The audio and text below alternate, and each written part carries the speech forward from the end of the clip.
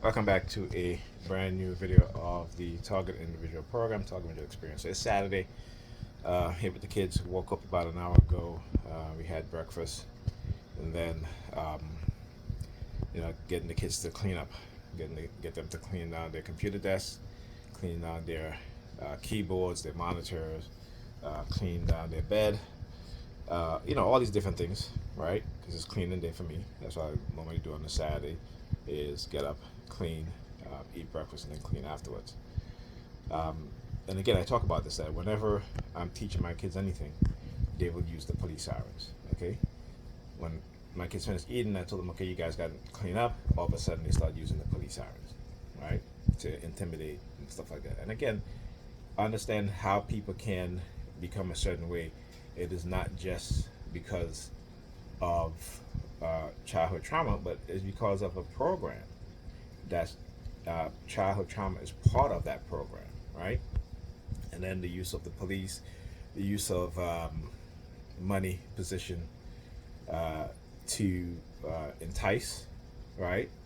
And for us to ignore our children, right? Don't want to teach them anything, okay? Out of fear, or out of because we've been conditioned with a narcissistic mindset that if our life didn't turn out the way how we envision, and again, a lot of the times is because we're not looking at reality, we're looking at not necessarily reality, but our true reality, each person's true reality and circumstances, and you're walking around with this daydreaming mindset, right? This conditioned mindset, and you don't want what's best for your children, right? You only want what's best for you, and you're going to do whatever you need to do in order to get it. And in most cases, you're not going to get it, right?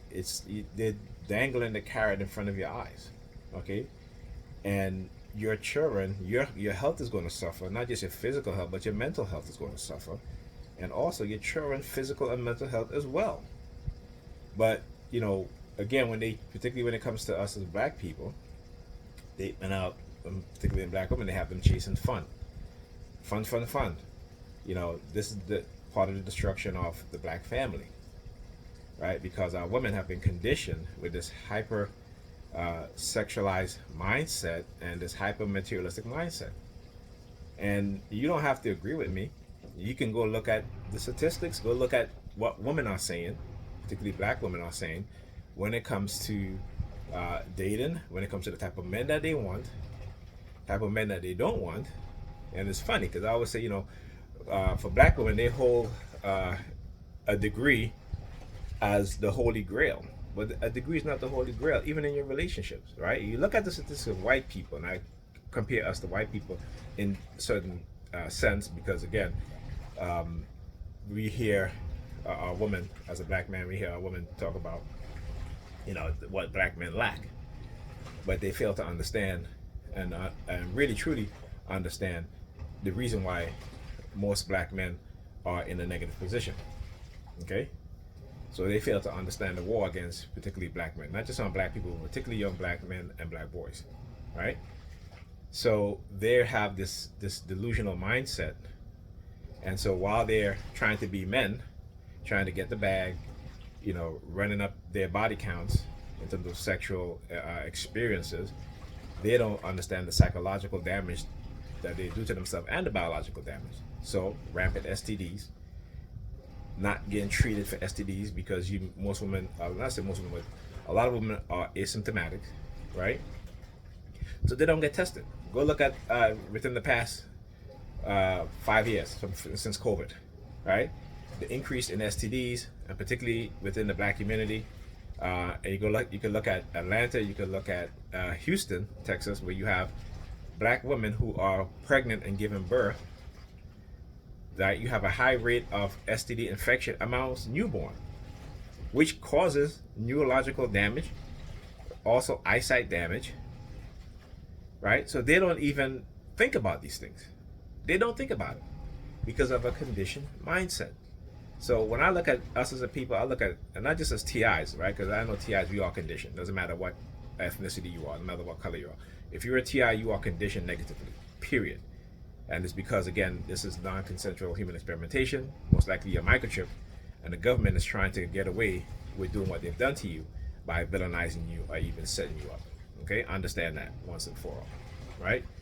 But in terms of me being a black person looking at my community and as black people, it's a conditioned mindset that we have, right? And again, we don't have the experts to come in and look at things and say, hey, this is a program being run on my people, we need to fix it, right? Because they understand who they're fighting against. And a lot of them are afraid because, you know, they'll be targeted. You know, maybe they may not be treated as well in the community that they live in. And majority of the times, these people that go integrated into these white suburbs.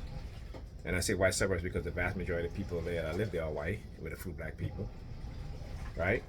And so these black people that I call Negropeans turn their back on the black community and black people, period. But we need to understand what's going on, the psychological conditioning.